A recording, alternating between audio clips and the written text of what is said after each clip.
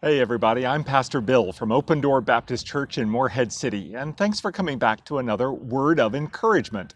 This is a weekday video series that we're putting out to help us all to take our eyes and minds off of the distractions and the noise and sometimes the despair that the world is pushing in our face, and to put our thoughts back onto God's hope-filled Bible, His words of encouragement. And this is especially important as this election season is so amped up. And today, voting day, election day, is so noisy and so loud that it could deceive us, it could fool us into thinking that this is the relevant thing that's going on in our lives today, when in fact the most important and relevant thing that we can think of today is actually right here in God's holy and eternal Word. So let's get to it. Last time we actually left off Romans chapter 8. I think we got to verse 4, and today we're going to pick up here with that thought leaving off. And here it goes. Paul wants you to know, for those who live according to the flesh set their minds on the things of the flesh.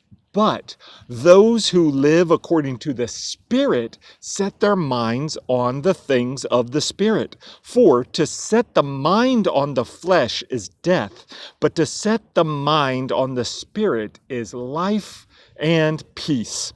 For the mind that is set on the flesh is hostile to God, for it does not submit to God's law. Indeed, it cannot. Those who are in the flesh cannot please God.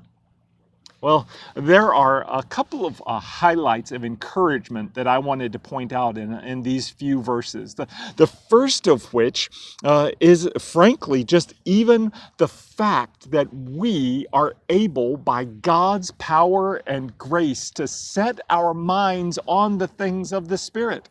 This should be amazing in our sight, just that God has given us the grace and the gift of setting our minds on the Spirit. And then, of course, following that, that God has given us the gift of life and the gift of peace, His grace of eternal life and peace, that shalom, as the Old Testament writers would call it, and surely Paul would as well in his Hebrew. Also, that idea that now, because of the gospel, because of the things of the Spirit, we can have peace with God in eternal life. If we, by God's grace and God's power and God's strengthening and encouragement, if we take our eyes and minds and hearts and take them off of the fleshly things around us in our world and put them and set them and nail them to the things of the Spirit. Oh, I encourage you to do that today. Do not be distracted by the things of the flesh. Set your heart and mind like a laser on the things of the Spirit. And I hope that you will come back tomorrow for another word of encouragement from Romans chapter 8.